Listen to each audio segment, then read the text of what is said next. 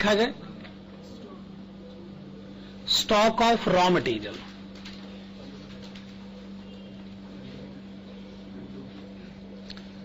अच्छा, नंबर 2 क्या लिखा जाए? Stock of work in progress. Number 3 क्या लिखा जाए? Stock of finished goods. Number 4 क्या लिखा जाए? Debtors. Number 5 cash in hand.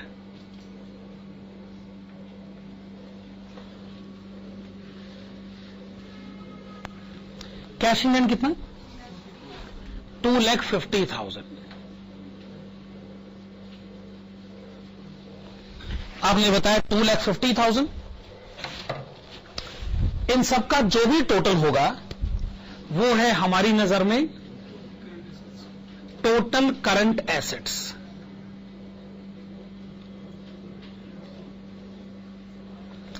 Total current assets में से क्या माइनस करा जाए? Current liabilities.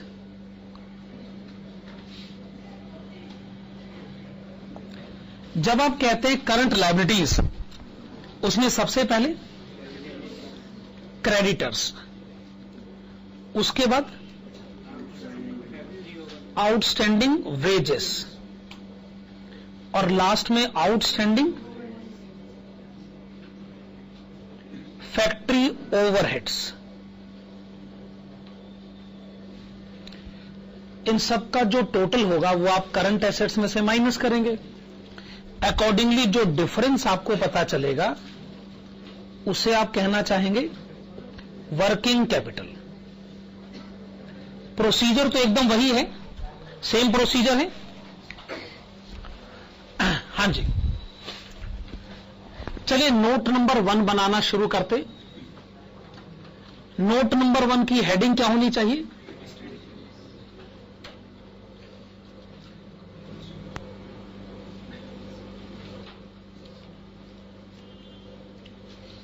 Weekly statement. और नोट नंबर 1 किस हिसाब से बनाया जाता है यह बात आप समझ रहे हैं। पिछले दोनों क्वेश्चन में नोट नंबर 1 था मंथली स्टेटमेंट। अब अगर हम पूरा क्वेश्चन पढ़ेंगे और सारी बातें वीक्स में बताई जाएंगी तो फिर हम वीकली स्टेटमेंट ही बनाएंगे। तो सबसे पहली कॉस्ट कौन सी लिखी जाए? Material cost. हां जी, पूरे साल की यूनिट है 78,000, लास्ट में लिखा है। अगर 78,000 यूनिट्स हैं एनुअली, आप इसे अगर 52 वीक से डिवाइड करें तो वीकली यूनिट्स आप कितनी बता रहे? 1500। चलो, वीकली यूनिट्स आपने बताई 1500। एक यूनिट का मटेरियल कॉस्ट है 117।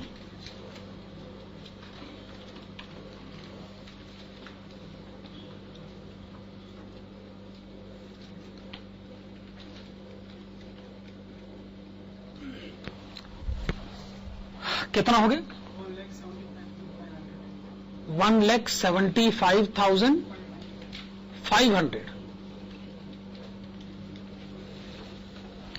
आपने लिखा 1,75,500।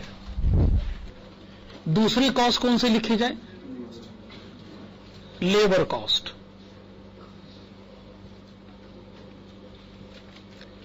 पर यूनिट लेबर कॉस्ट बताएंगे? 49। टोटल लेबर कॉस्ट बताएं, फिर से बताएं।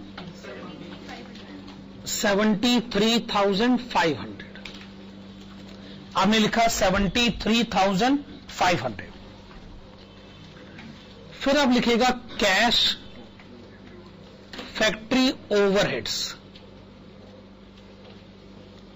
है तो 1500 यूनिट, और एक एक यूनिट का कितना लिखा जाए? ₹80।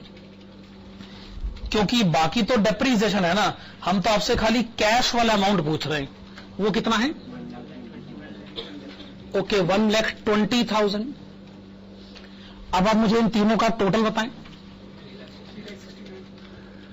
आपने बताया 3,69,000। इसके आगे क्या लिखा जाए? Cash factory cost. चलिए, आपने बताया कैश फैक्ट्री कॉस्ट। अब आप इसमें ऐड करिएगा cash administration overheads. Administration overhead की इंफॉर्मेशन क्वेश्चन में नहीं।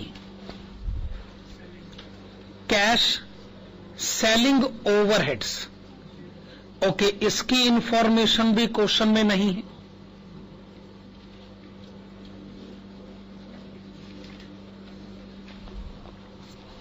तो ये हो गया 3,69,000। 3,69,000 के सामने क्या लिखा जाए? Cash total cost.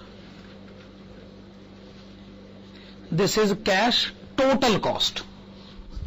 अब आप इसमें क्या ऐड करना चाहेंगे?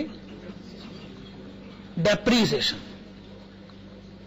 1500 यूनिट और 1 यूनिट का डेप्रीसिएशन 18 रुपए, रुपीस 18,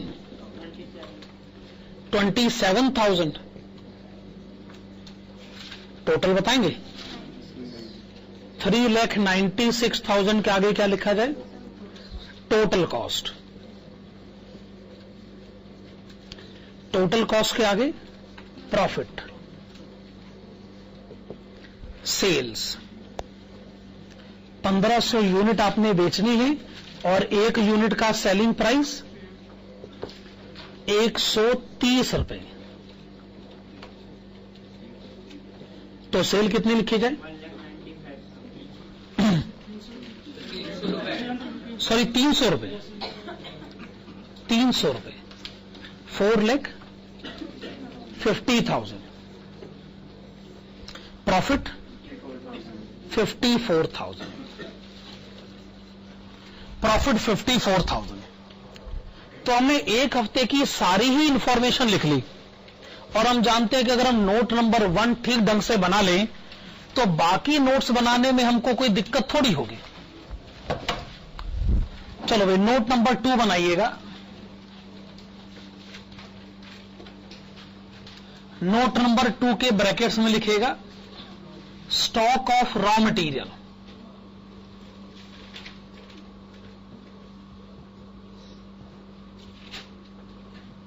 नोट नंबर 2 बनाइए, stock of raw material. Question पढ़िए, रॉ मटेरियल होल्डिंग पीरियड बताइए। आप कहते हैं 4 वीक्स, लिखेगा since raw material holding period,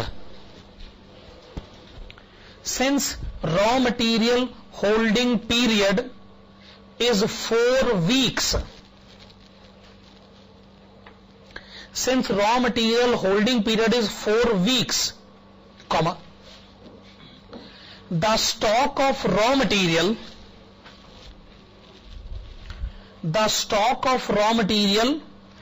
must be representing,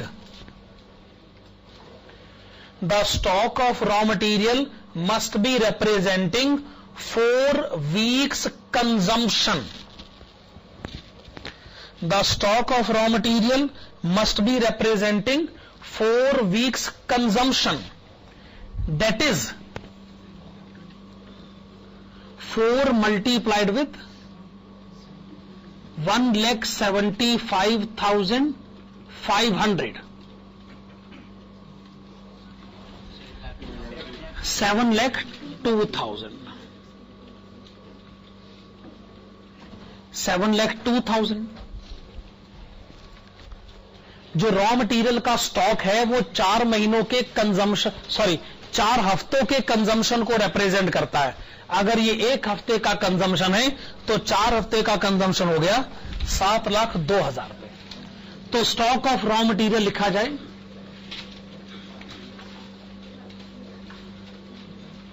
7,02,000।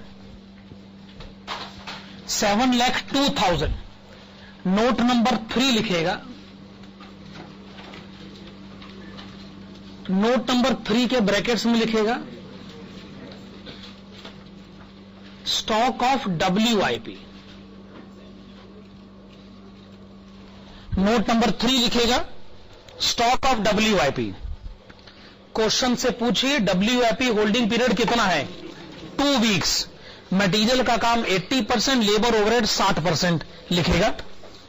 We are given that WIP holding period is 2 weeks.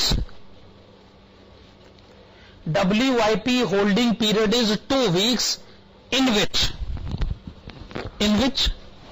material cost is 80% spent. Material cost is 80% spent and labor and overheads are 60% spent. Full stop. Hence, the stock of WIP is computed below.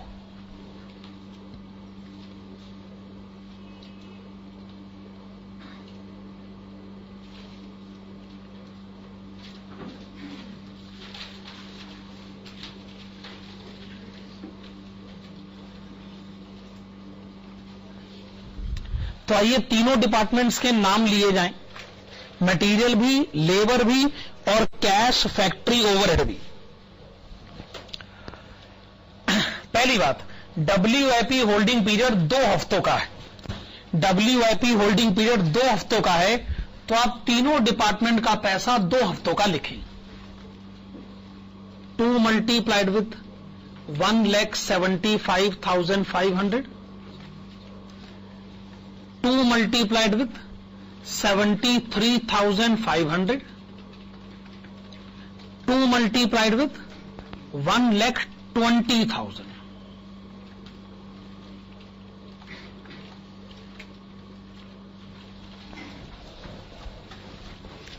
तो आपने लिख लिया 2 हफ्तों का।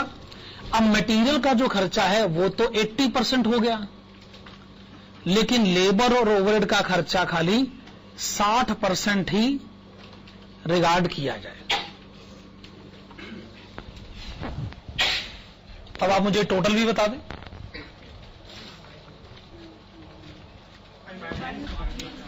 वो क्या आपने बताया? 5,13,000, 5,13,000 रुपए। तो स्टॉक ऑफ WIP लिखा जाए 5,13,000।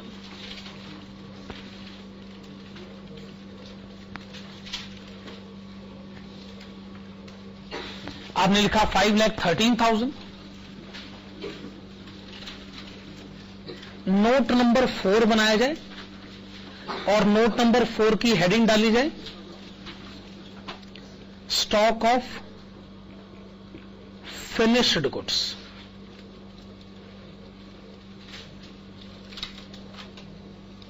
Note number 4 stock of finished goods. Question पढ़िए।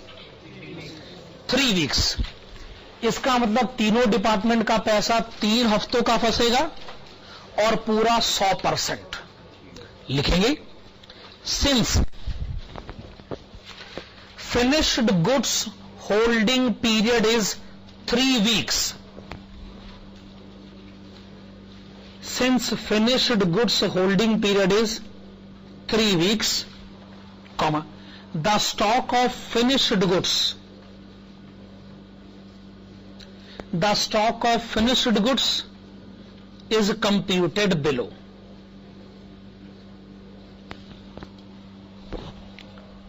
The stock of finished goods is computed below. तो जैसा मैं कह रहा था, तीनों डिपार्टमेंट का 3 हफ्तों का पैसा वो भी पूरा 100%।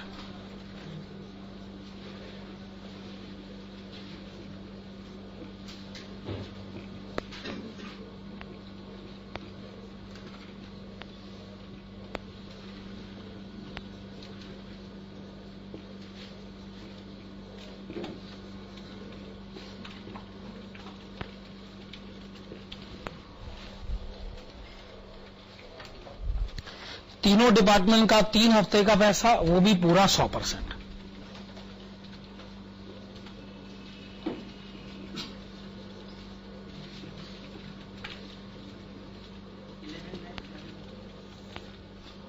कितना लिखा जाए? 11,07,000। आपने बताया 11,07,000 रुपये।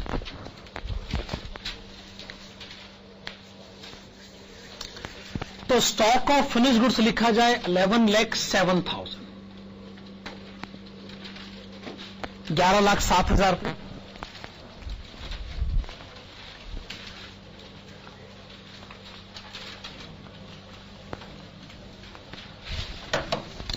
अब आप लिखेंगे नोट नंबर 5। नोट नंबर 5 के ब्रैकेट्स में लिखेगा debtors.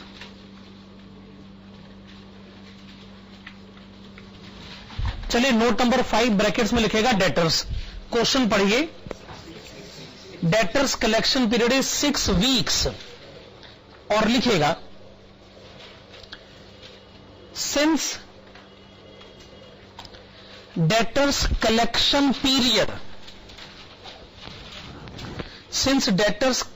period is 6 weeks, debtors collection period is 6 weeks, comma, the debtors balance must be representing, the debtors balance must be representing 6 weeks credit sales. The debtors balance must be representing 6 weeks credit sales, that is 6 multiplied with, एक हफ्ते की cell है 4.5 लाख रुपए, एक हफ्ते की credit sale है, इसका 4/5।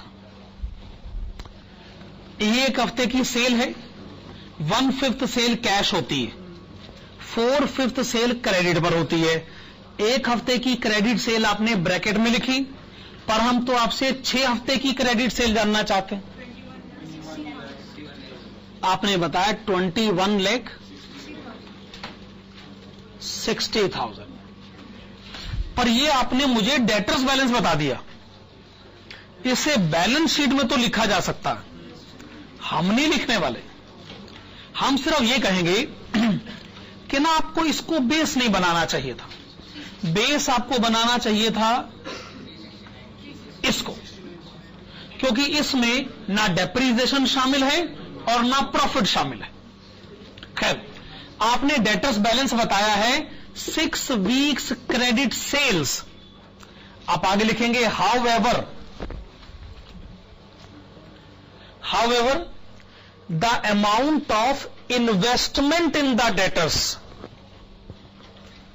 the amount of investment in the debtors must be representing, the amount of investment in the debtors must be representing 6 weeks cash cost, 6 weeks cash cost in context of credit sales, in context of credit sales, that is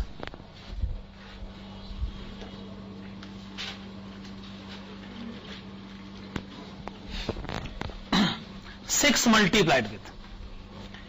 अब ये है एक हफ्ते की cash cost 3,69,000।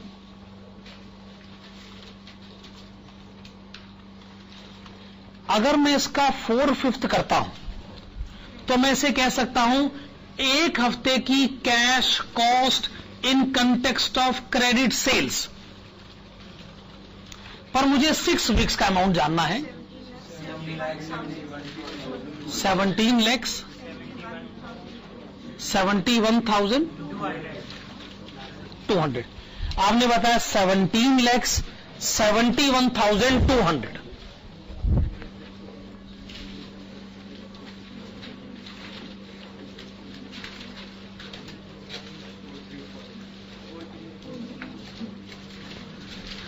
Four three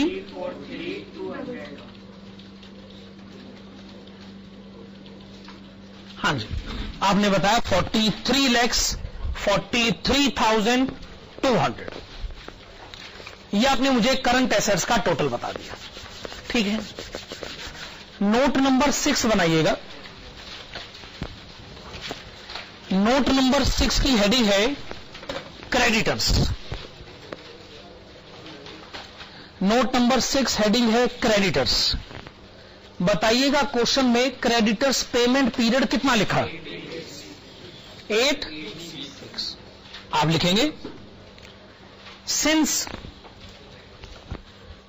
creditors payment period, since creditors payment period is 8 weeks,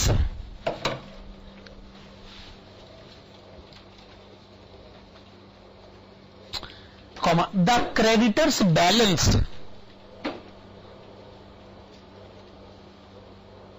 must be representing,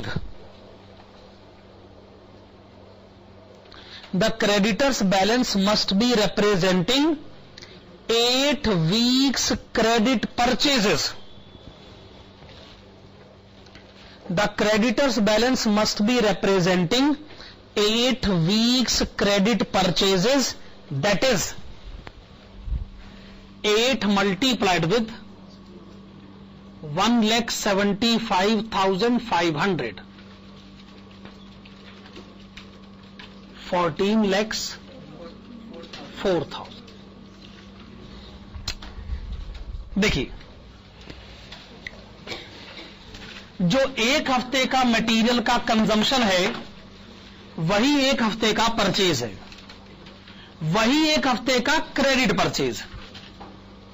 हमें मालूम है कि क्वेश्चन कैश सेल और क्रेडिट सेल को अलग अलग बता रहा है, पर क्वेश्चन ने कैश परचेज और क्रेडिट परचेज को अलग अलग नहीं बताया है, यानी सारी परचेज क्रेडिट परचेज। अगर ये एक हफ्ते की क्रेडिट परचेज है तो 8 हफ्ते की क्रेडिट परचेज हो गई 14,04,000 रुपए।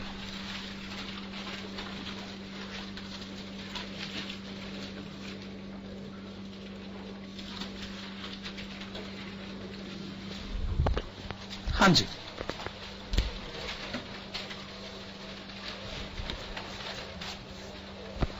अगला नोट आउटस्टैंडिंग वेजेस।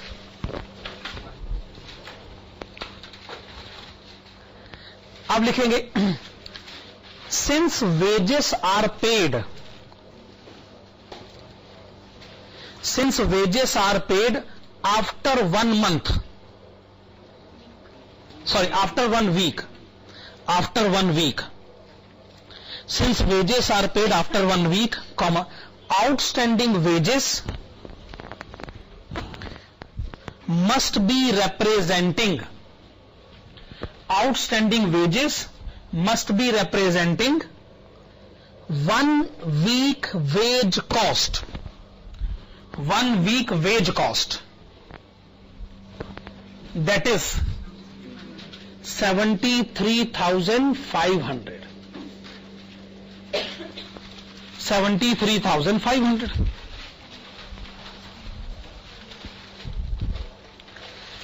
चले लास्ट नोट बना लीजिएगा आउटस्टैंडिंग ओवरहेड्स के कंटेक्स्ट में।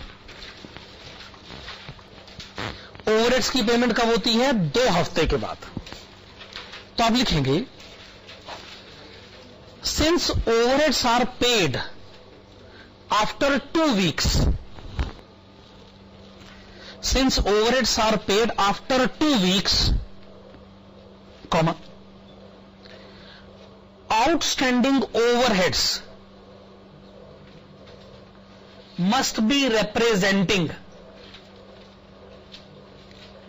outstanding overheads must be representing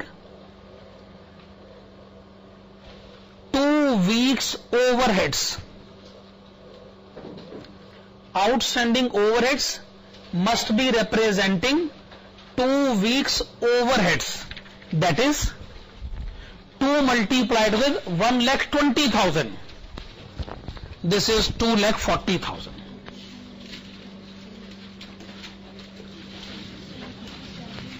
Current liabilities का total 17,17,500. 2625 700. 2625 700.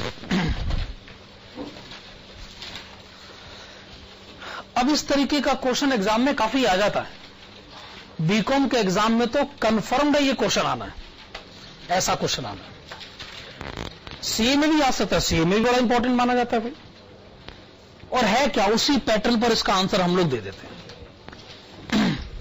पर इसका आंसर देने का तरीका ना बड़ा ऐसा तरीका है जो बार बार वही लैंग्वेज हम लोग लिखते रहते हैं और स्टूडेंट वही लैंग्वेज लिखकर बोर भी हो जाता है. स्टूडेंट तो इतना बोर होता है कि क्या होता है, कई बार तो क्लास में उसका बिहेवियर देखते ही बनता है. आंसर लिखता जाता है और घड़ी की तरफ देखता जाता है और रिएक्ट भी करता जाता है. कई बार तो स्टूडेंट अपनी हद पार करता है, मतलब उसका रिएक्शन ऐसा होता है कि आप बर्दाश्त नहीं कर सकते. वो ऐसे घड़ी देखता है और कहता है यार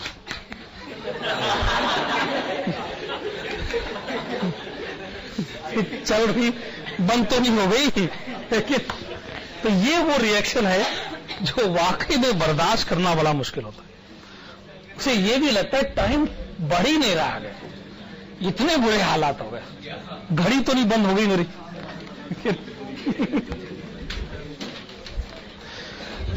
okay, please come to question number 7.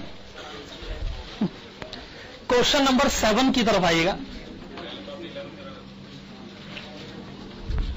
तो मैंने अपना इरादा बदल लिया भाई, लेकिन question number 7.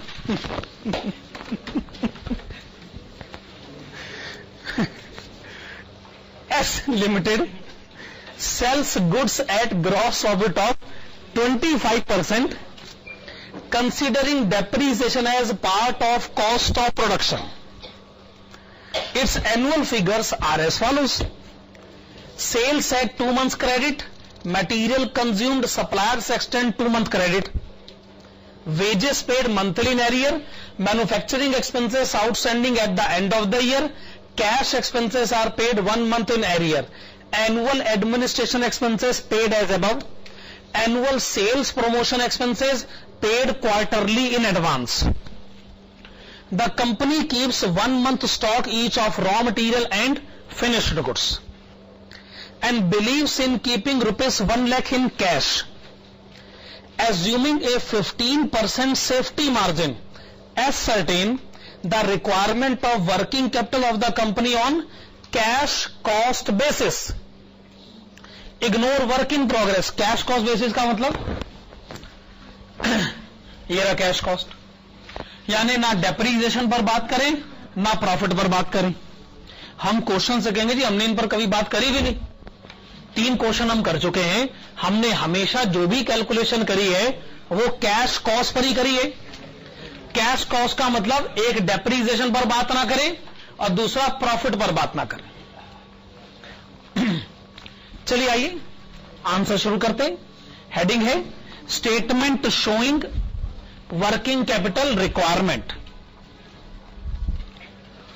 Statement showing working capital requirement.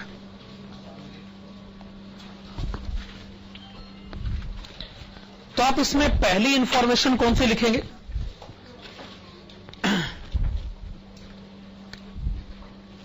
Stock of raw material. दूसरी इंफॉर्मेशन कौन सी लिखी जाए? Stock of finished goods. Work in progress तो नहीं है, यह बात क्वेश्चन में कही गई है. तीसरी इंफॉर्मेशन कौन सी लिखी जाए? डेटर्स. चौथी इंफॉर्मेशन कौन सी लिखी जाए? Cash in hand. आप बताइए क्वेश्चन में कैश इन हैंड कितना गिवन है? 1 लाख। कैश इन हैंड आपको दे रखा है 1 लाख रुपए। कोई और करंट एसेट आप लिखना चाहते हैं? Prepaid sales promotion expenses.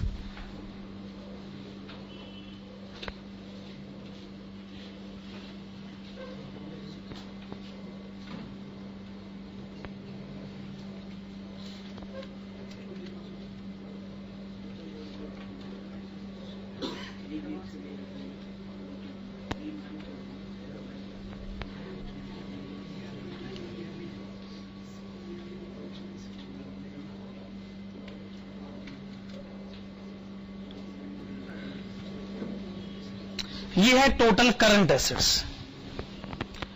अगर आप टोटल करंट एसेट्स में से करंट लायबिलिटीज माइनस करेंगे तो ही आपको वर्किंग कैपिटल पता चलेगा।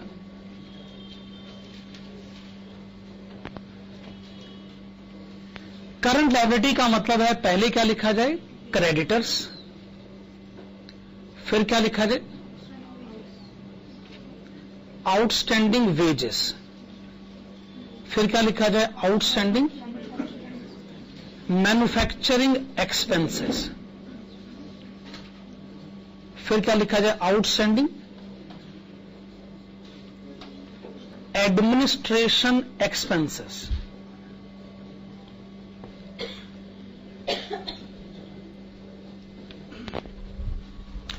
आप करंट एसेट्स में से करंट लायबिलिटीज माइनस करेंगे तो एक डिफरेंस आएगा। जो भी डिफरेंस आएगा आप उसमें ऐड करिएगा 15% सेफ्टी मार्जिन।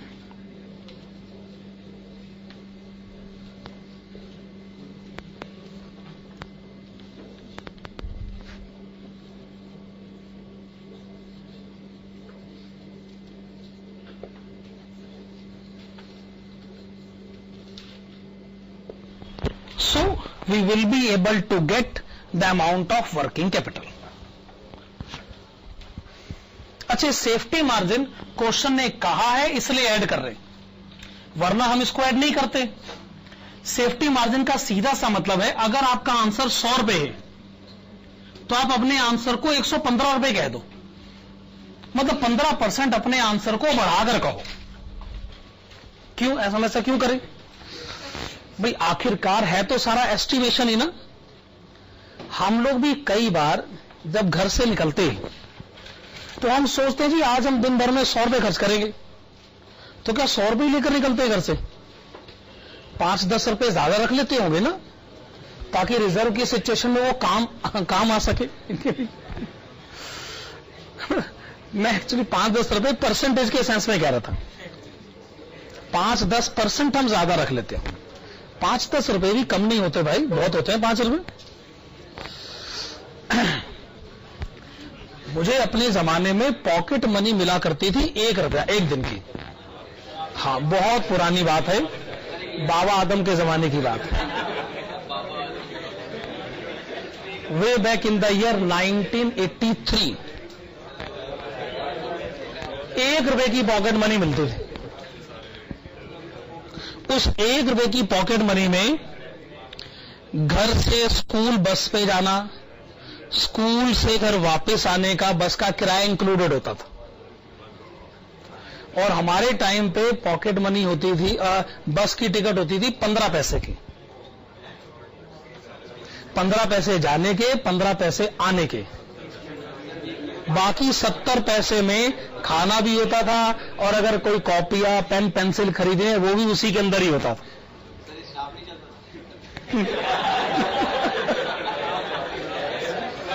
और कभी हमको अगर 15 पैसे बचाने होते थे, 15 पैसे बचाने का सीधा सा तरीका होता था, पैदल ही निकल जाओ भाई। घर से स्कूल कोई मुश्किल से 5 किलोमीटर दूर होता था, बस सिर्फ 5 किलोमीटर टहलते टहलते निकल गए। इसी तरीके से 15 पैसे बच जाते थे हमारे। जाना भी पैदल आना भी पैदल, तो 30 पैसे बच गए। 30 पैसे जमाने में बहुत बड़ा अमाउंट हुआ करता। आजकल तो 30 पैसा कहीं देखने में भी नहीं आता, मिलता भी नहीं, कुछ भी नहीं होता ना। जमाना बहुत बदल गया भाई, बहुत बदल गया। एक रिसर्च के अनुसार जितनी ये दुनिया पिछले 20-25 सालों में बदली है, जितनी तरक्की पिछले 20-25 सालों में हुई है, उतनी तरक्की तो जब से अर्थ का एग्जिस्टेंस हुआ है तब से लेकर आज तक इतनी तरक्की नहीं हुई जितनी पिछले 25 सालों में तरक्की मानी गई। तो हमने तो अपनी आंखों से देखा है कि दुनिया कहां की कहां पहुंच गई। आज की जनरेशन शायद नहीं समझ सकती है कि हालात कहां से कहां पहुंचे। खैर छोड़ी, नोट नंबर 1 बनाओ भैया। नोट नंबर 1,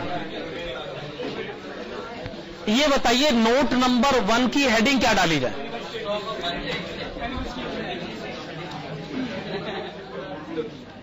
तो एक काम करिएगा, हेडिंग डालिएगा एनुअल स्टेटमेंट। देखिए वैसे आपका ये पॉइंट ऑफ व्यू वैलिड है कि क्वेश्चन में ज्यादातर इंफॉर्मेशन मंथली बेस पर है, लेकिन मैं कहता हूं चलो और यही पॉइंट समझते हैं। अगर क्वेश्चन में इंफॉर्मेशन मंथली है और अगर मैंने एनुअल स्टेटमेंट बना भी दिया तो क्या मैं उसको बाद में मॉडिफाई नहीं कर सकता हूं? ये कोई बिल्कुल जरूरी नहीं है कि आपको इनकम स्टेटमेंट जो है वो मंथली या इस बेसिस पर बनाना पड़ेगा। अगर इंफॉर्मेशन मंथली है तो मंथली है, पर मेरी मर्जी मैं एनुअल स्टेटमेंट बनाना चाहता हूं, तो फिर ऐसी सिचुएशन में देखना पड़ेगा ना कि बाकी के नोट्स में हम कैसे नेसेसरी चेंजेस करेंगे। तो आइए एनुअल स्टेटमेंट बनाने का प्रोसीजर शुरू करते हैं।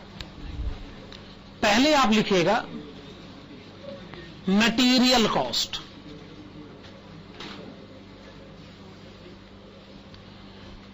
हां, तो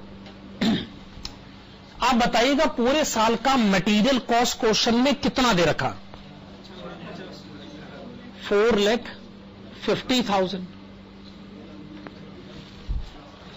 पूरे साल का मटेरियल कॉस्ट 4.5 लाख रुपए क्वेश्चन में दे रखा है, 4.5 लाख रुपए। फिर आप ये बताएं पूरे साल का लेबर कॉस्ट वेजेस क्वेश्चन में कितना दे रखा है? 3,60,000।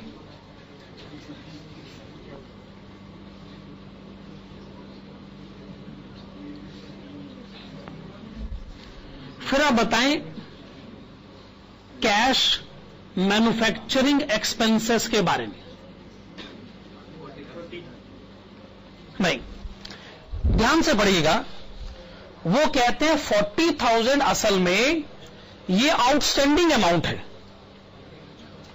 और अक्सर एक महीने का अमाउंट आउटस्टैंडिंग रहता है, तो 40,000 अपने आप में फिर मंथली अमाउंट हुआ ना, तो एनुअल कितना हुआ?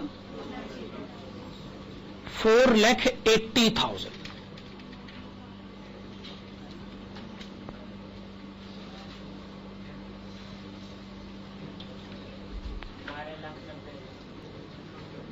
आपने इसका टोटल किया और ये आपने बताया ₹12,90,000।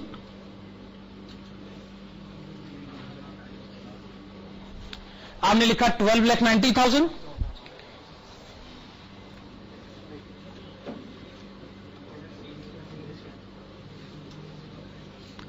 Cash administration expenses, cash administration expenses कितना है? 1,20,000। क्वेश्चन कहता है 1,20,000 एनुअल है। हां, साथ में ये जरूर लिखा है paid as above. Paid as above का मतलब जैसे ऊपर लिखा अमाउंट एक महीने का आउटस्टैंडिंग होता है, वैसे एडमिनिस्ट्रेशन भी एक महीने का आउटस्टैंडिंग होता है। तो उसका तो ध्यान हम तब रखेंगे ना जब हम करंट लायबिलिटीज पता करेंगे। अभी तो हम एनुअल स्टेटमेंट बना रहे। अब क्या लिखा जाए? Cash selling expenses. ये जो आपने लिखा है कैश सेलिंग एक्सपेंसेस, इसके ब्रैकेट में लिखेगा sales promotion expenses. Sales promotion expenses, ये क्वेश्चन में हमको एनुअली गिवन है 60,000। ये हमें मालूम है कि इसमें से क्वार्टरली पेड इन एडवांस है, लेकिन ये बात बाद में डिस्कस करी जाएगी, अभी पहले इनकम स्टेटमेंट तो बन जाए।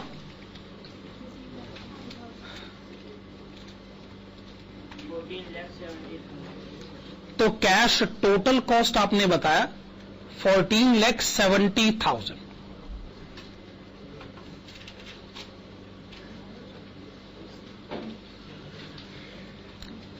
अगर आप इसमें डेप्रीसिएशन ऐड कर देते हैं तो ऑब्वियसली आपको पता चल जाएगा टोटल कॉस्ट। अगर आप इसमें प्रॉफिट भी ऐड कर देते हैं तो आपको पता चल जाएगा सेल्स।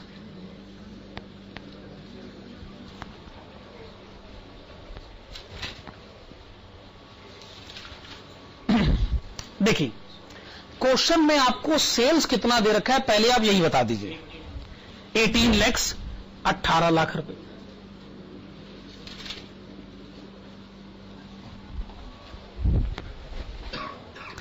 तो आप देख रहे हैं कि अभी मैंने डेप्रीसिएशन और प्रॉफिट के अमाउंट को रिकॉर्ड नहीं करा है। मैं एक्चुअली डेप्रीसिएशन और प्रॉफिट पर अभी बात करना भी नहीं चाहता हूं। अभी क्वेश्चन का आंसर आगे बढ़ाते हैं, लास्ट में हम डेप्रीसिएशन और प्रॉफिट पर बात करेंगे। नोट नंबर 2 बनाइएगा, ब्रैकेट्स में लिखिएगा stock of raw material. Note number 2 stock of raw material. Question पढ़िए, रॉ मटेरियल होल्डिंग पीरियड की जानकारी दें। नहीं, 2 मंथ्स नहीं है, ध्यान से पढ़े, 1 मंथ। मैं आपसे रॉ मटेरियल होल्डिंग पीरियड पूछ रहा हूं, वो 2 महीने असल में क्रेडिटर्स पेमेंट पीरियड है। तो आप लिखिएगा सिंस, नीचे लिखा हुआ है raw material holding period 1 month, लिखिएगा since raw material holding period, since raw material holding period is 1 month, since raw material holding period is 1 month, comma, the stock of raw material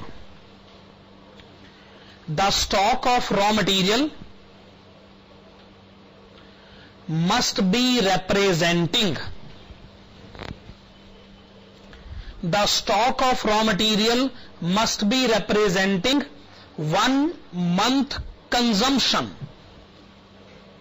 The stock of raw material must be representing 1 month consumption. That is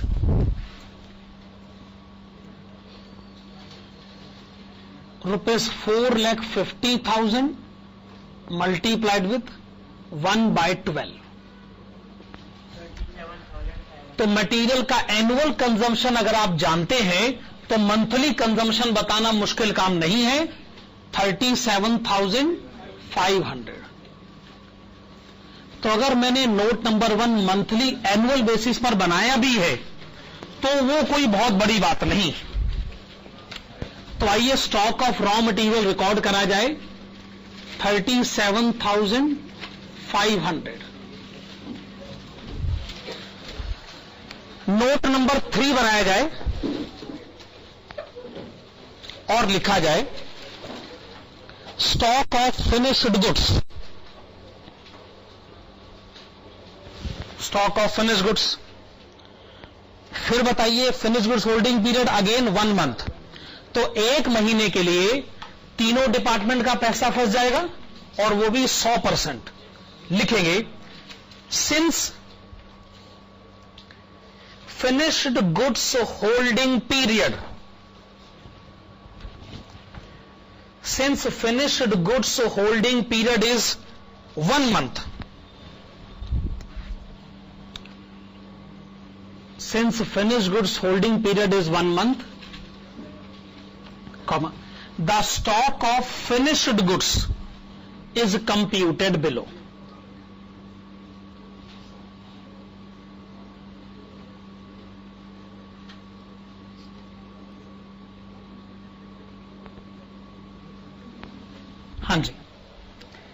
material, wages and cash manufacturing expenses. Finish goods holding period 1 महीने का है, तीनों department के पैसे 1 महीने के लिखें।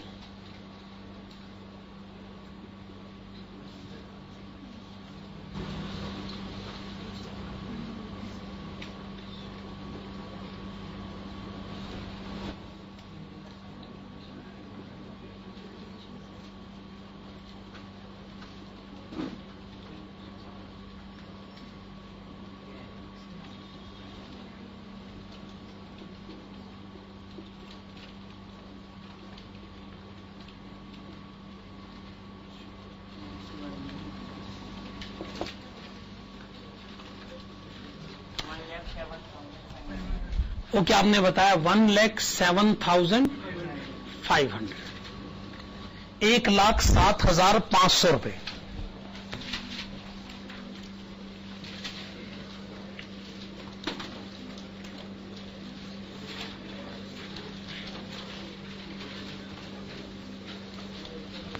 Note number 4 बनाया जाए। नोट नंबर 4 की हेडिंग डाली जाए डेटर्स। आप बताएंगे debtors collection period.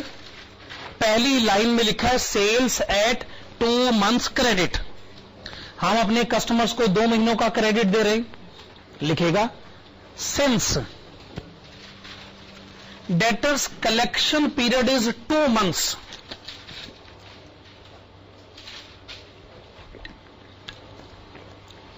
since debtors collection period is 2 months,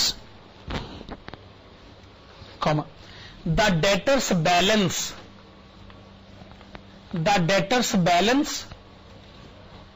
must be representing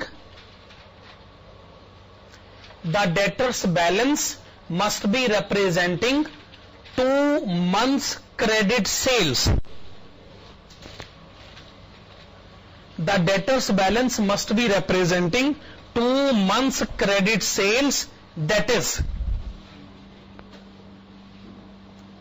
अब ये 18 लाख रुपए एनुअल सेल है। मैं ये मान लेता हूं कि सारी की सारी क्रेडिट सेल है, पर मुझे 2 महीनों की क्रेडिट सेल चाहिए।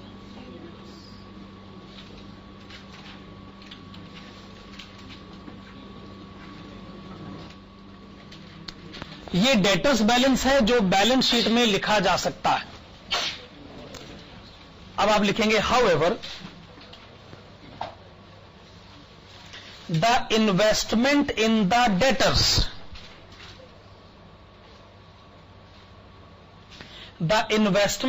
Debtors, must be representing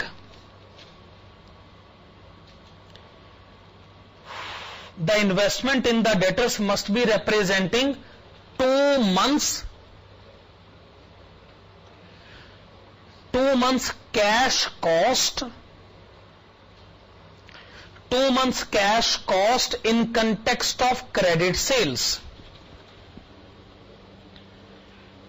2 months cash cost in context of credit sales, that is,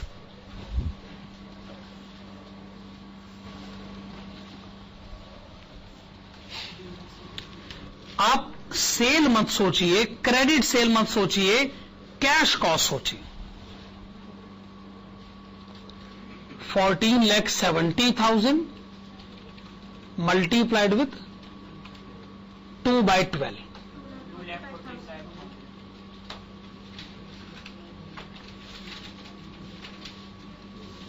2,45,000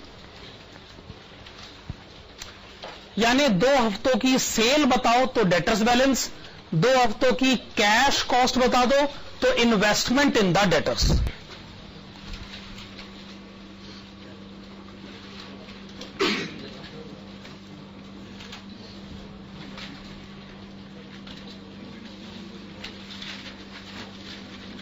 चलिए अगला नोट बनाइएगा। Prepaid sales promotion expenses,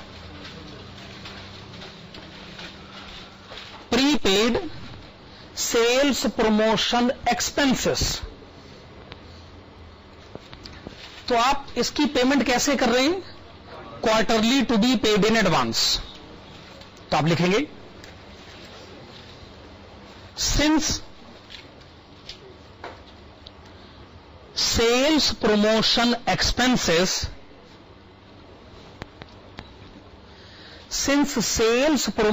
expenses are paid quarterly in advance. Since sales promotion expenses are paid quarterly in advance, comma, the amount of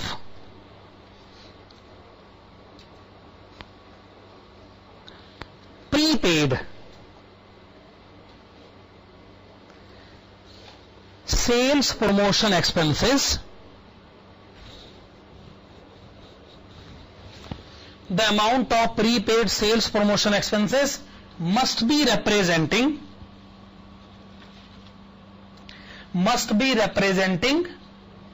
expenditure of one quarter,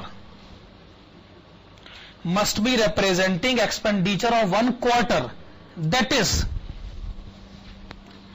अब annually आप जानते हैं ₹60,000,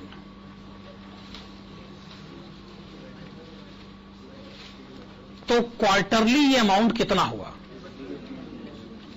₹15,000। तो आपने prepaid sales promotion expenses बताए 15,000। आप मुझे current assets का टोटल बताएंगे? 4 लाख, 5 लाख, 5,000।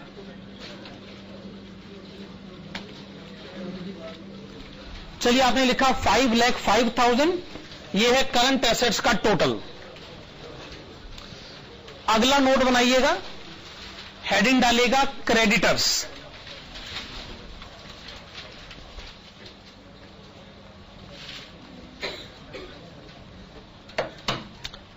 ओके, आप मुझे क्रेडिटर्स पेमेंट पीरियड बताइए।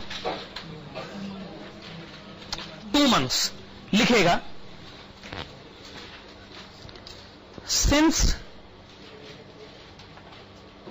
Creditors payment period is 2 months, since creditors payment period is 2 months, comma, the creditors balance must be representing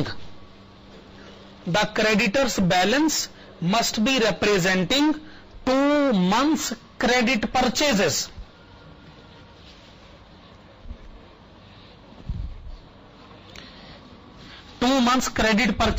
That is 4,50,000 multiplied with 2 divided by 12.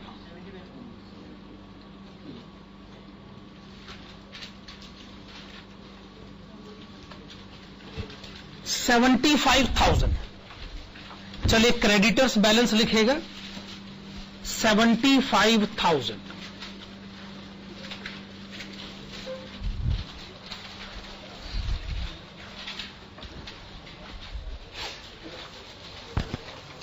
Creditors balance आपने लिखा 75,000।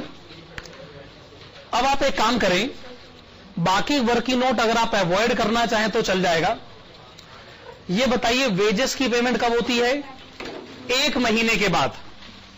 तो outstanding wages होना चाहिए 1 महीने का wage cost. Annual wage cost 3,60,000, 1 महीने का 30,000, representing 1 month wage cost. Similarly, annual manufacturing expenses 4,80,000 है, तो मंथली कितने हो गए? 40,000। एनुअल एडमिनिस्ट्रेशन एक्सपेंसेस 1,20,000 है, तो मंथली हो गए 10,000। करंट लायबिलिटीज का टोटल 1,55,000। आप करंट एसेट्स में से करंट लायबिलिटीज माइनस करें। 3,50,000 आंसर आ गया। इसी का 15% बताएं। 52,500।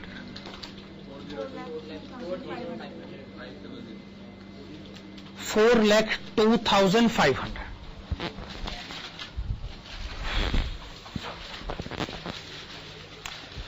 हमारी तरफ से आंसर तो पूरा हो गया,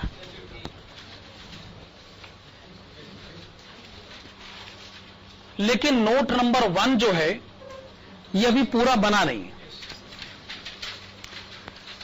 गलती हमसे यह हो गई कि हमको नोट नंबर 1 को ना यही छोड़ देना चाहिए था। अगर मैं डेप्रिसिएशन और प्रॉफिट के बारे में बात ही ना करूं तो ज्यादा सही है। जब डेप्रिसिएशन और प्रॉफिट से कोई रिलेशनशिप है ही नहीं हमारा, तो फिर उसको नोट नंबर 1 में भी क्यों बताया जाए। तो आप आगे से ये काम कर सकते हैं कि आप अपने नोट को यहां रोक दो, क्योंकि इसके बाद रिक्वायरमेंट है ही नहीं। पर यह आंसर देने का तरीका गलत है। अगर आपने डेप्रिसिएशन प्रॉफिट लिखा है, अब आपको इसे लिखना ही पड़ेगा। अब अगर आप इसको छोड़ देते हो ऐसे, भले ही आपका आंसर आ गया, पर नंबर तो कटेंगे, क्योंकि आपने नोट नंबर 1 ठीक ढंग से नहीं बनाया। अब जब ऐसे लिखा है तो फिर पूरा ही लिखिए। अब इसको कैसे कैलकुलेट करें? हालांकि वो कैलकुलेशन इररेलेवेंट है, लेकिन फिर भी हमको ये सीखना तो है ही कि डेप्रिसिएशन और प्रॉफिट इस क्वेश्चन में कैसे कैलकुलेट होगा। तो आखिरी वर्किंग नोट बनाइएगा और आखिरी वर्किंग नोट की हेडिंग डालेगा computation of net profit.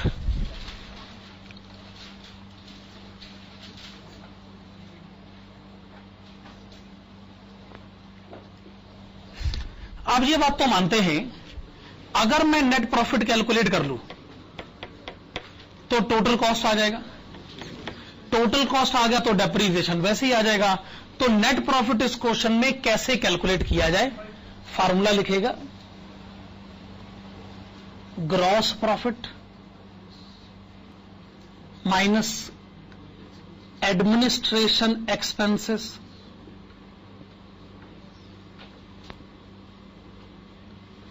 Minus selling expenses.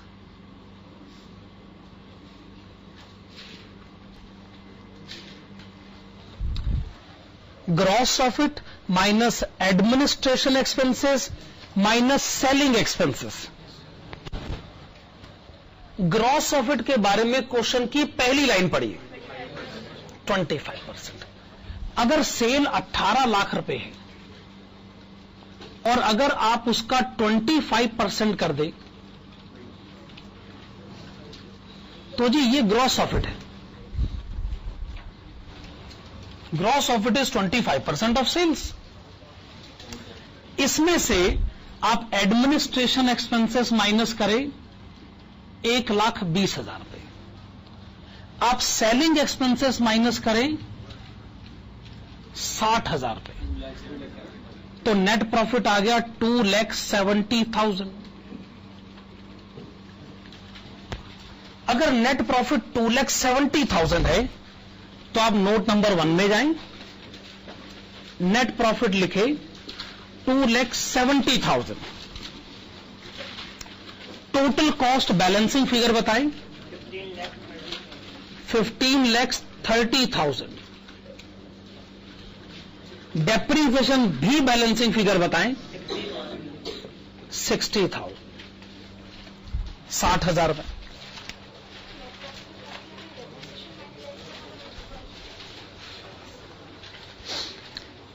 Calculation होगी सारी। अब पहली लाइन में फिर से वापस जाइए।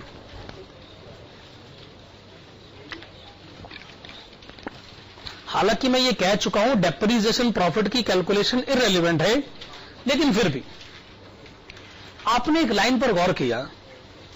क्वेश्चन कहता है जी 25% ग्रॉस प्रॉफिट है, considering depreciation as part of cost of production. इसका क्या मतलब है? जब आप कहते हैं कि 25% ग्रॉस प्रॉफिट है तो 75% क्या है? कौन सी cost? Cost of production. if production cost is 75%, gross of it is 25%. जब आप कहते हैं 25% ग्रॉस ऑफ इट, तो 75% कॉस्ट ऑफ प्रोडक्शन, और वो ये कहते हैं कि 75% कॉस्ट ऑफ प्रोडक्शन कैलकुलेट हो रहा था, तो उसमें डेप्रीसिएशन काउंट हो चुका था। इसका मतलब ये हो गया कि 25% ग्रॉस ऑफ इट कैलकुलेट करते समय आप ये मान लीजिए कि डेप्रीसिएशन एडजस्ट हो गया। अगर आपको नहीं दी अभी तो मेरे को डेप्रीसिएशन माइनस करना है, तो क्या डेप्रीसिएशन 2 बार माइनस कर जाएंगे? वो बात तो गलत है। देखो, 25% ग्रॉस प्रॉफिट का मतलब 75% प्रोडक्शन कॉस्ट। क्वेश्चन कहता है जब आपने प्रोडक्शन कॉस्ट 75% काउंट करा था तो उसमें डेप्रीसिएशन इंक्लूड हो गया था, तो ग्रॉस प्रॉफिट कैलकुलेट करते समय डेप्रीसिएशन एडजस्ट माइनस हो चुका है। उसे एक बार और माइनस करने की गलती मत करिएगा। इसलिए हमने gross profit minus administration minus selling expenses लिखा, हमने माइनस डेप्रीसिएशन नहीं लिखा। क्या ये बात सही? So this is it. ये हमने क्वेश्चन नंबर 7 का आंसर दे दिया। अब अगला क्वेश्चन कौन सा करना भाई? हाँ ठीक है, question number 11।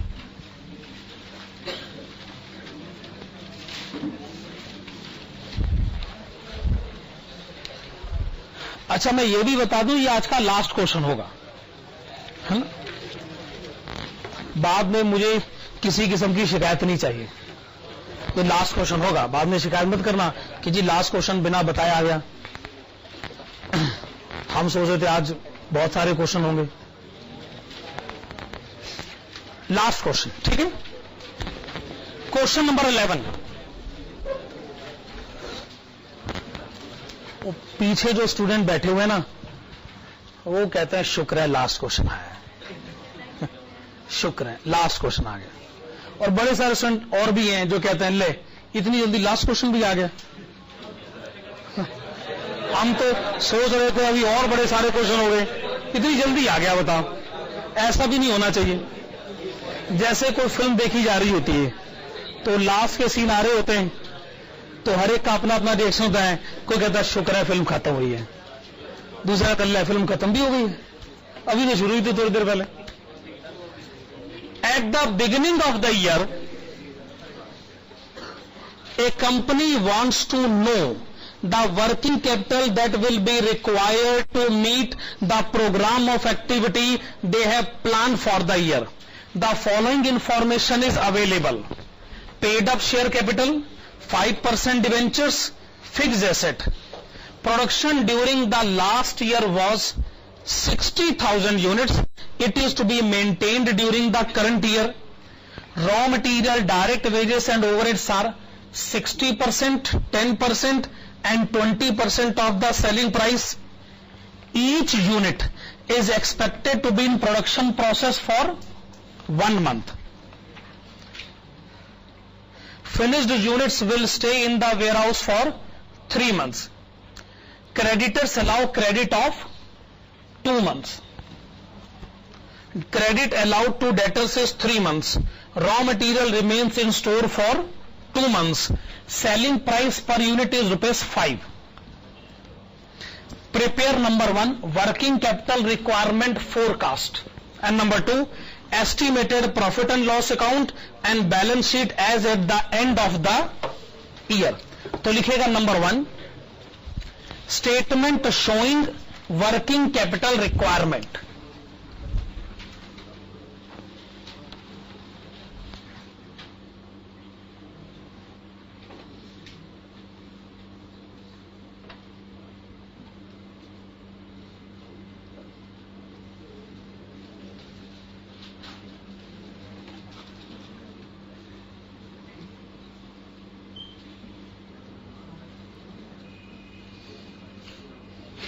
Okay, stock of raw material, stock of WIP,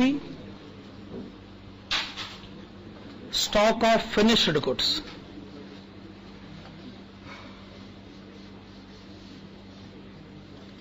Debtors.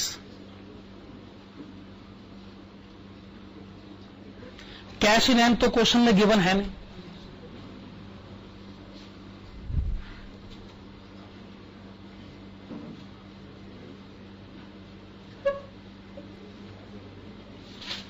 अच्छा, जो भी आप करंट एसेट्स का टोटल बताएंगे उसमें से आप माइनस कर दीजिएगा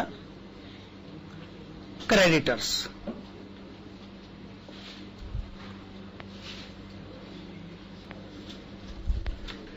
the difference will be working capital.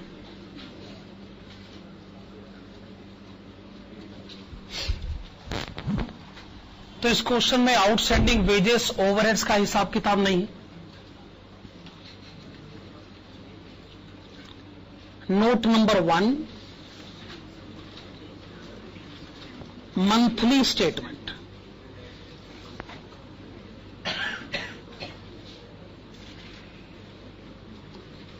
Note number 1, monthly statement.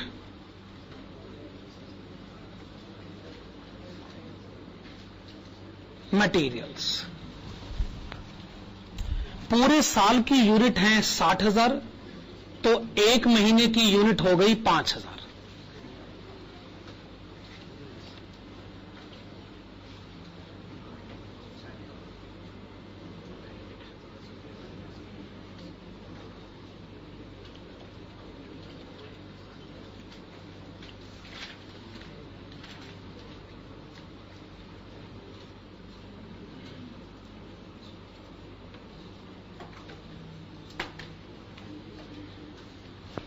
हाँ जी,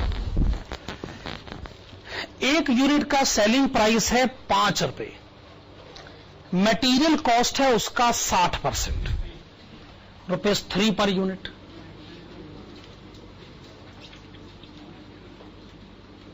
लेबर कॉस्ट है 10% यानी 50 पैसे पर यूनिट। लेबर है ₹1 पर यूनिट। तो जी ये हो गया 15,000, लेबर हो गया 2,500, ओवरहेड्स हो गया 5,000, तीनों का टोटल 22,500। ये है टोटल कॉस्ट। और क्वेश्चन में इसके अलावा और कुछ भी नहीं है। Administration expense, selling expense, depreciation कुछ भी नहीं।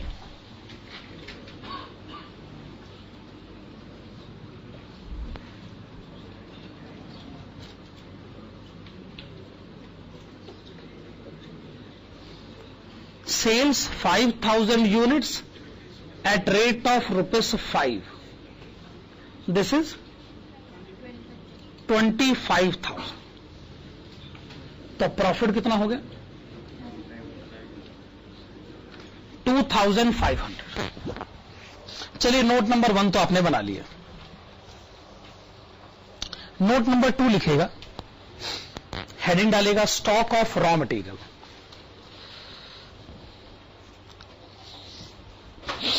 लिखेगा since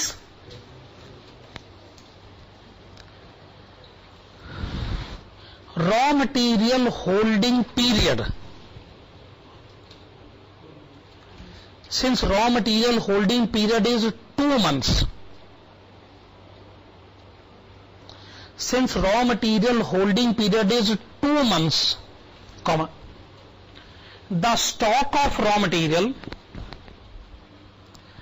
the stock of raw material must be representing, the stock of raw material must be representing 2 months consumption. The stock of raw material must be representing 2 months consumption, that is 2 multiplied with 15,000, 30,000।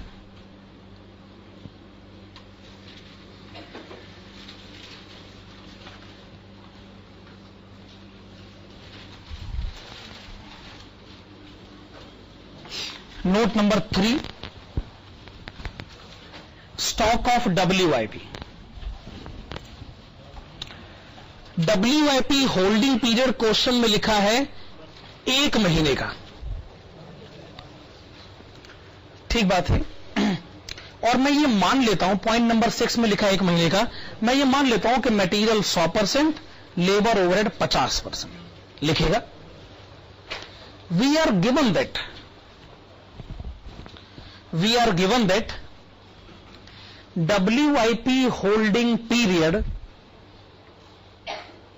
WIP holding period is 1 month, and it is assumed that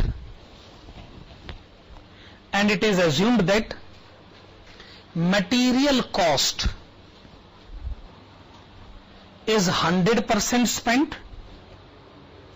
Material cost is 100% spent, and labor and overheads are 50% spent.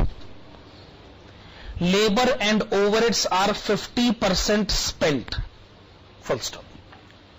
Hence, stock of WIP is computed below.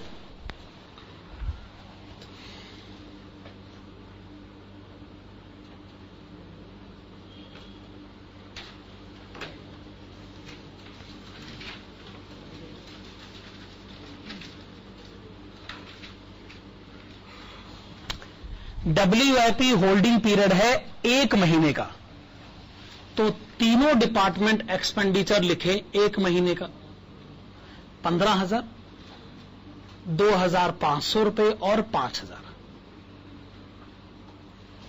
Material department इसको 100% मान ही ले,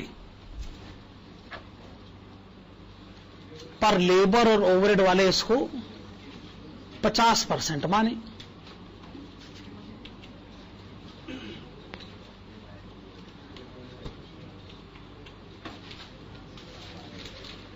total बताएंगे?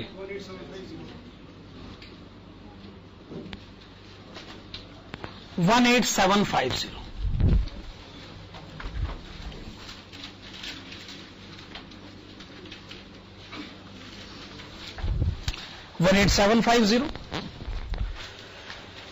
अगला working note है stock of finished goods. Stock of finished goods, तो point number 7 में लिखा है कि जी फिनिश गुड्स होल्डिंग पीरियड तो 3 महीने का, तो आप लिखेंगे since finished goods holding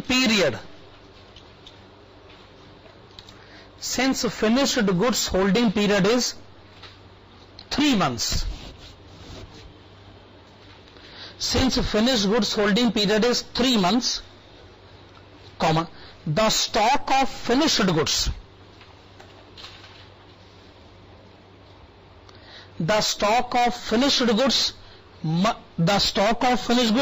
is computed below. The stock of finished goods is computed below. Material, labor, overheads लिखें।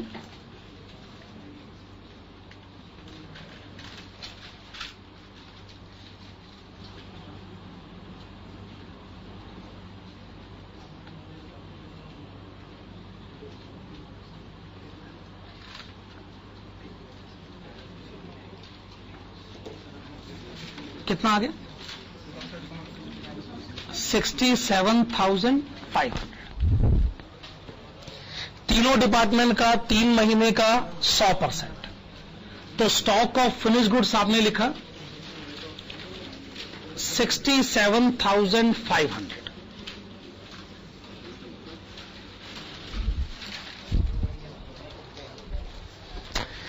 एक ही पैटर्न के जो क्वेश्चंस है ना, ये उसका लास्ट क्वेश्चन ही है। अभी वर्किंग कैपिटल में जो इतने सारे क्वेश्चन बचे हैं, उन सब में आपको पैटर्न बदला हुआ मिलेगा, वरना भी क्वेश्चन बड़े सारे बचे हो। खैर, डेटर्स अगला नोट बनाया जाए।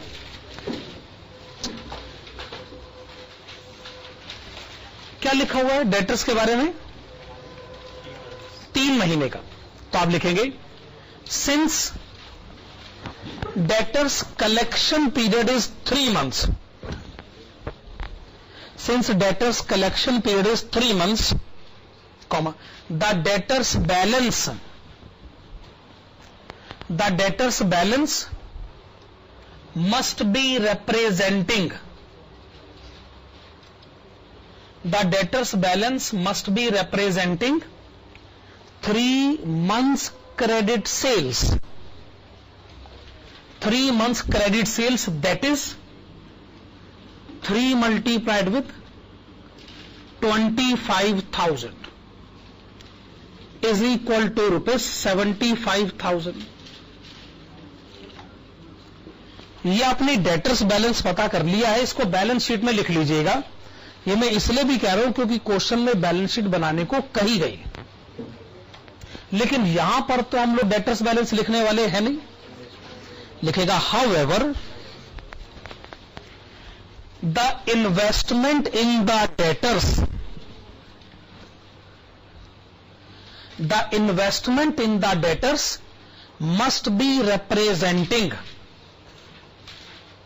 must be representing 3 months cost of sales. क्योंकि ना इस क्वेश्चन में डेप्रीसिएशन है, ना प्रॉफिट, ना एडमिनिस्ट्रेशन एक्सपेंस, ना सेलिंग एक्सपेंस. सीधा कह सकते हैं 3 months cost of sales, that is 3 multiplied with 22,500 is equal to rupees 67,500.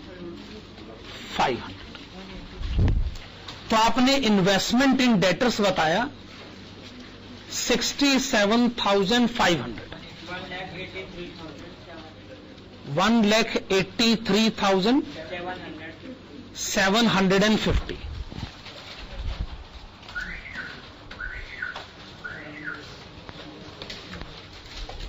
अगला नोट बनाइएगा, creditors.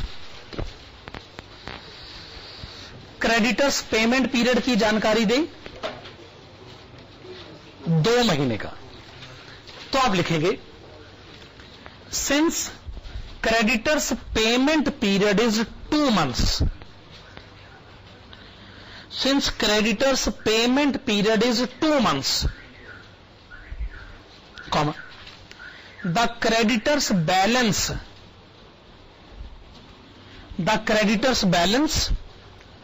must be representing, the creditors balance must be representing 2 months credit purchases, that is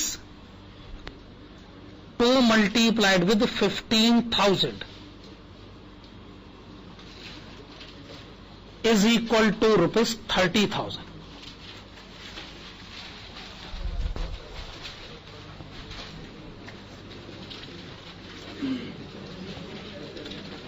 आप 30,000 minus करें working capital,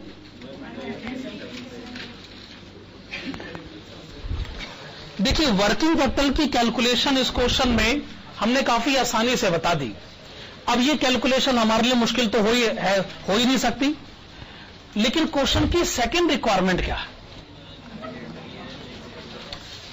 पढ़िए question की second requirement क्या है?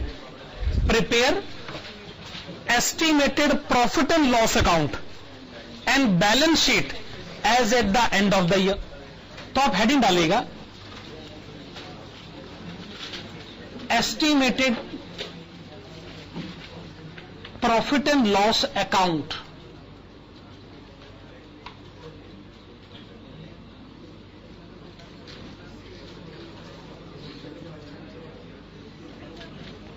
लिखेगा estimated profit and loss account for the next year.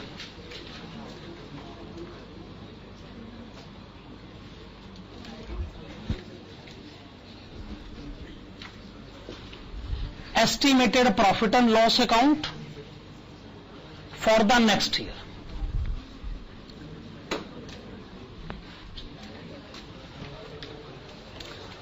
Okay, estimated profit and loss account for the next year. Credit side पर लिखिएगा bye sales. हाँ जी, ये अगर आपकी 1 महीने की सेल है 25,000 रुपए, तो एनुअल सेल्स कितनी हो गई? 25,000 multiplied with 12, 3 lakhs. Listen please.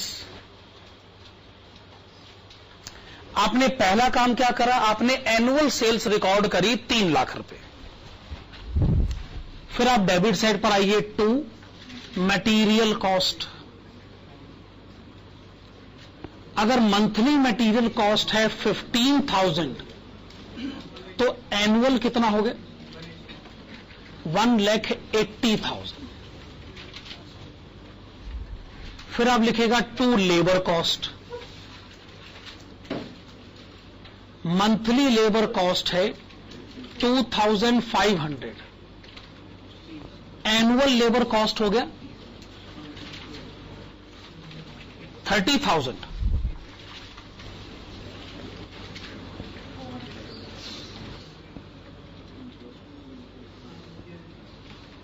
Monthly overheads हैं 5,000. तो एनुअल ओवरहेड्स कितने हो गए? 60,000. अच्छा, फिर आप लिखेगा 2 डिवेंचर इंटरेस्ट.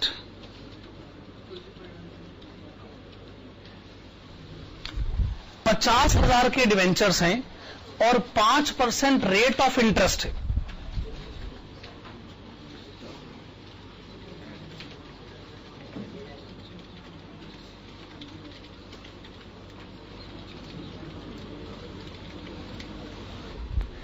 फिर आप लिखिए 2 नेट प्रॉफिट.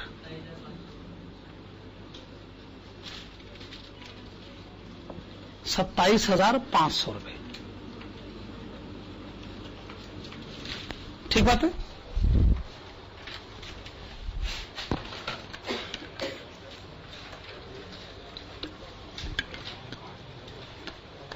कुछ कमी तो नहीं रहेगी प्रॉफिट एंड लॉस अकाउंट में? अच्छा, पहली बात, जब हम प्रॉफिट एंड लॉस अकाउंट कहते हैं तो हमारा मतलब होता है trading profit and loss account taken together. हमको ये नहीं कहते ट्रेडिंग अकाउंट अलग, प्रॉफिट एंड लॉस अकाउंट अलग. हमारी ऐसी सोच नहीं. दूसरी बात, जैसा कि ये कह रहे हैं कि जी इसमें हमने ओपनिंग क्लोजिंग स्टॉक तो लिखे नहीं. एकदम सही. ना हमने ओपनिंग लिखा, ना हमने क्लोजिंग लिखा. अगर हम लिखते तो वही डेबिट साइड पर आता है, वही क्रेडिट साइड पर आता, तो क्या वो कैंसिल आउट हो जाता? तो या तो लिखना है तो फिर दोनों लिखिए, नहीं लिखना तो दोनों ही मत लिखिए. चूंकि वो सेम है इसलिए मैंने सोचा कि ना डेबिट साइड पे लिखा जाए और ना क्रेडिट साइड पे लिखा जाए. मत भूलिए ये आपका actual profit and loss account नहीं है, ये एस्टिमेटेड है. अगर इसमें हमने ओपनिंग क्लोजिंग स्टॉक नहीं लिखा है और हमारे नेट आंसर पे असर नहीं पड़ता है तो उससे अपने को कोई लेना देना नहीं. ठीक है? ये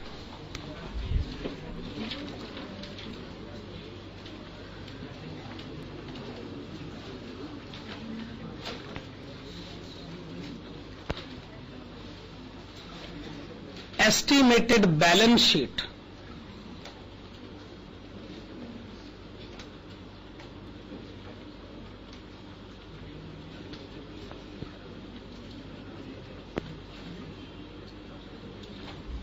Estimated balance sheet at the end of next year.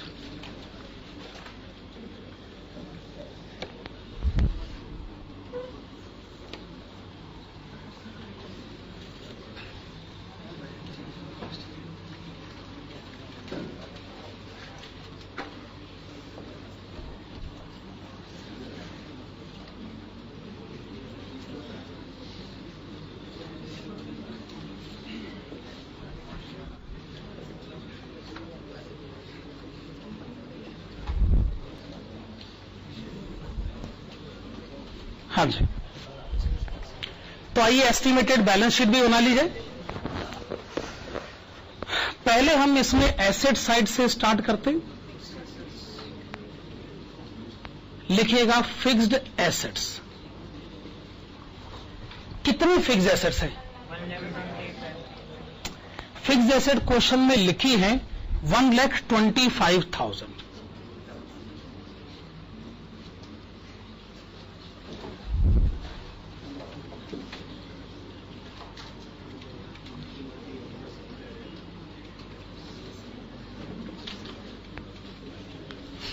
Current assets लिखे जाए।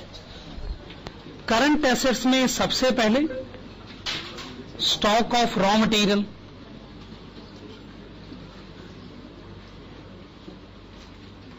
अच्छा रॉ मटेरियल का स्टॉक कितना लिखा जाए, ₹30,000। फिर लिखेगा स्टॉक ऑफ WIP,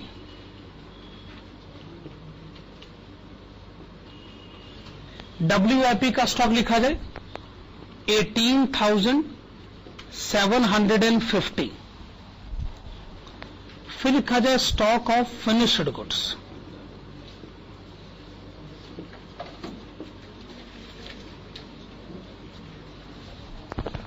$67,500। फिर लिखेगा डेटर्स,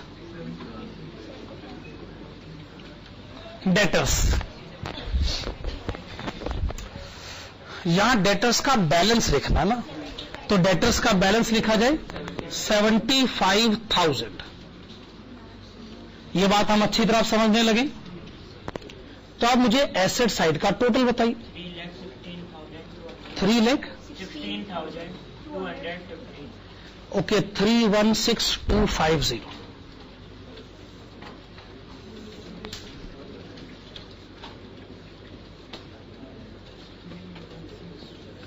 आपने बताया 316,250। लायबिलिटी साइड पर आइएगा। लायबिलिटी साइड पर सबसे पहले क्या लिखा जाए, शेयर कैपिटल। कितना शेयर कैपिटल लिखा हुआ है, 2 लाख।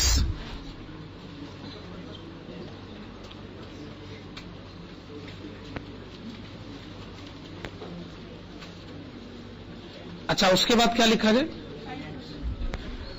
5% डिवेंचर्स। 5% डिवेंचर्स कितने के हैं, 50,000, 50,000 रुपए। आउटस्टैंडिंग क्या, डिवेंचर इंटरेस्ट आउटस्टैंडिंग है, यह बात आप कैसे कह सकते हैं? क्या यह क्वेश्चन में कहीं लिखा है कि डिवेंचर इंटरेस्ट आउटस्टैंडिंग है? और दूसरी बात, अगर यह आउटस्टैंडिंग था भी तो आपका फर्स्ट पॉइंट का जब आंसर दिया जा रहा था तब आपने क्यों नहीं कहा था?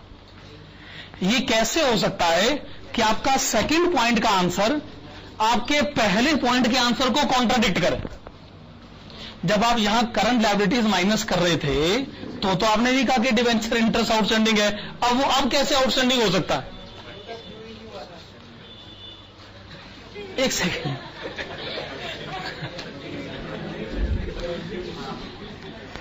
चलिए बात को आगे बढ़ाइए। अब आप लिखिएगा क्रेडिटर्स। क्रेडिटर्स कितना लिखा जाए, 30,000।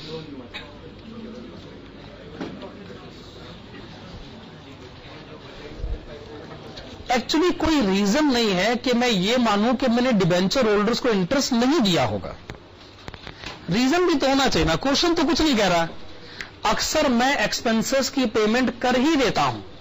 अगर मैंने एक्सपेंसेस की पेमेंट नहीं करी है तो ये क्वेश्चन को कहने तो दीजिए कम से कम। हाँ जी, तो क्रेडिटर्स आपने लिखा।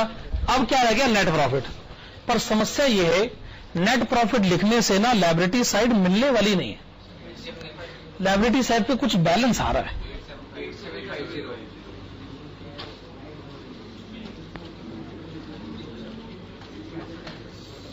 कितना बैलेंस आ रहा है, 875।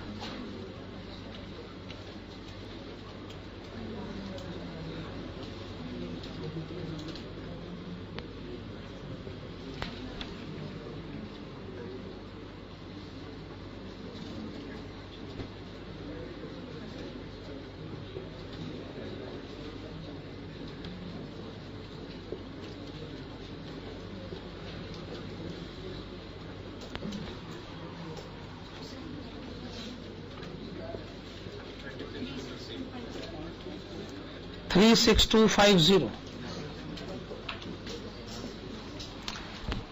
क्या आपको लगता है कि मैं ये जो बैलेंस मैंने लिया है, क्या मैं इसके अलावा कुछ और भी बैलेंस ले सकता था? ओके, एक मुझे बताया जा रहा है कि जी मैं रिजर्व भी तो ले सकता था। एक बात बताइए, profit and loss account opening balance ले लिया, रिजर्व ले लिया, एक ही तो बात है, one and the same thing. चलो ठीक है, रिजर्व मैं ले सकता था, मैं मना नहीं कर रहा हूं। और बताइए, और बैलेंसिंग फिगर को क्या लिया जा सकता था?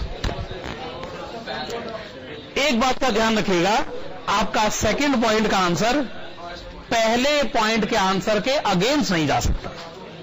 आप ये तो नहीं जा सकते जी कि बैंक ओवरड्राफ्ट ले लेते हैं। लो, अभी होश आया बैंक ओवरड्राफ्ट है, जब फर्स्ट पॉइंट का आंसर दे रहे थे तब क्यों नहीं लिखा था बैंक ओवरड्राफ्ट? मेरे ख्याल से चूंकि हम फंस गए, इसलिए यही मानना पड़ा।